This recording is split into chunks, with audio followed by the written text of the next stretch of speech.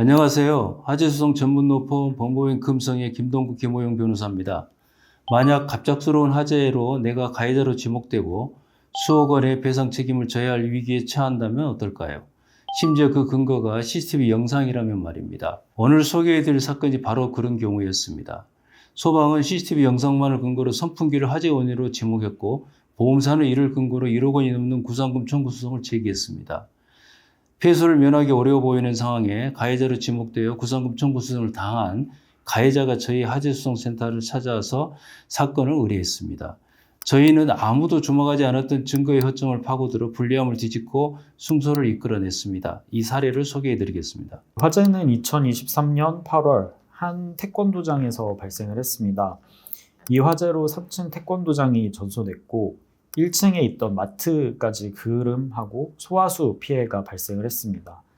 1층 마트와 보험 계약을 맺었던 보험사는 약 1억 2천만 원을 보험금으로 지급을 하고 그 화재가 시작된 3층 태권도장 운영자에게 구상금 청구 소송을 제기를 했습니다.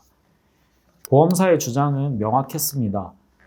화재 원인이 피고가 관리하는 벽걸이 선풍기에 있으니 피고가 공작물 책임을 부담해야 한다는 것이었습니다.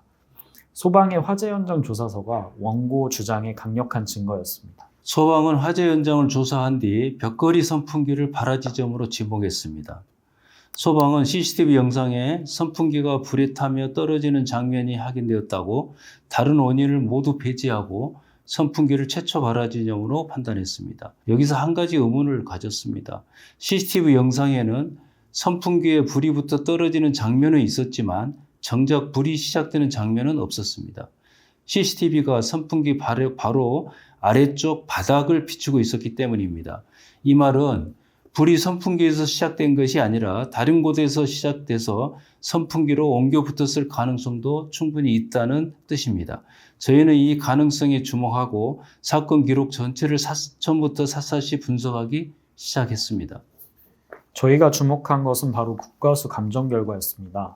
소방은 화재 현장에서 선풍기 모터 권선을 증거물로 수집을 했는데요. 그 증거물을 국과수에 정밀 감정 의뢰를 했습니다. 국과수는 전문 장비를 동원해서 모터 권선을 감정을 했는데요. 외부 화염으로 녹은 흔적만 발견될 뿐이고 모터 권선 내부에서 발화 원인으로 보이는 전기적 특이점은 발견되지 않았다. 이렇게 감정 결과를 내놓았습니다. 조금 쉽게 말씀을 드리면 모터 권선에는 외부 불길 때문에 녹은 흔적만 있고 선풍기에서 화재가 시작된 흔적은 발견할 수 없다. 이게 국과수의 감정 결과였습니다. 국과수 감정 결과를 토대로 다시 저희가 소방 화재 현장 조사서를 검토해 보니까 소방은 그저 막연한 추측에만 의지를 해서 화재 원인을 판단한 것처럼 보였습니다. 소방이 화재 원인을 판단한 이유는 이렇게 기재가 되어 있었는데요. 첫 번째, CCTV상 선풍기가 불에 타서 떨어지는 장면이 녹화가 됐다. 그리고 두 번째, 선풍기는 벽 높게 설치되어 있었기 때문에 관리가 어려워서 먼지가 많이 쌓여 있었을 것이다. 그리고 세 번째, 먼지가 많이 쌓여 있었다면 선풍기가 과열되어서 화재 발생했을 가능성이 높다. 이렇게 세 가지 이유를 들어서 선풍기 과열로 화재가 발생한 것이다. 이렇게 결론을 내리고 있었습니다. 다른 객관적인 증거물의 제시는 없었습니다. 그래서 저희 금성화재소송센터는 이렇게 주장을 했습니다.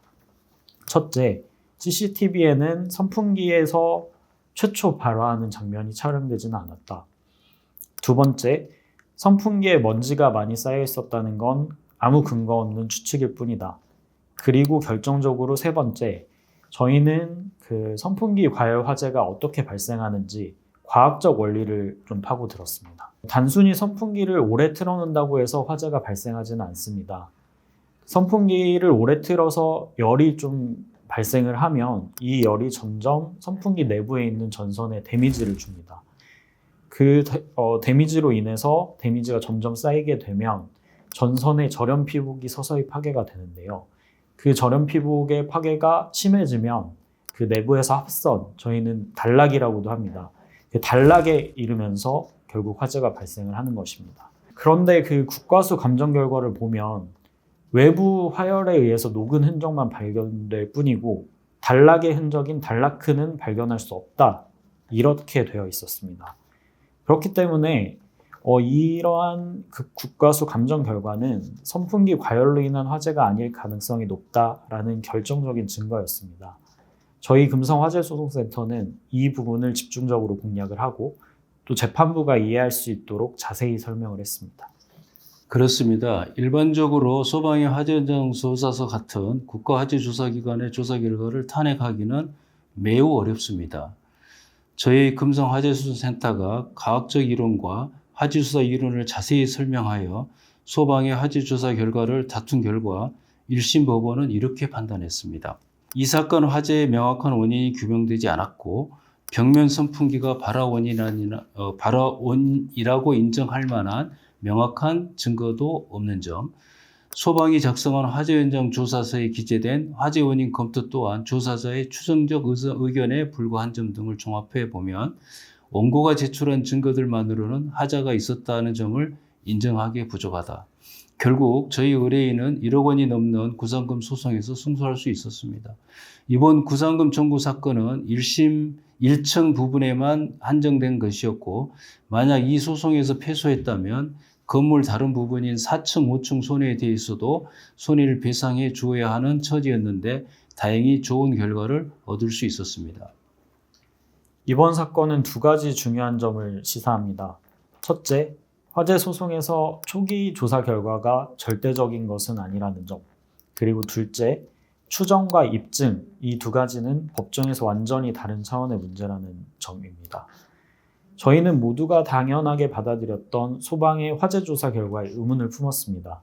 그리고 국과수 감정서, 과학이론, 화재 이론 등을 자세히 설명하고 준비서면으로 제출하면서 결국 재판부를 설득할 수 있었고 의뢰인 승소 판결을 받아내었습니다. 1999년부터 26년간 화재 소송을 전문적으로 수행하고 있는 금성화재소송센터가 여러분을 도와드리겠습니다.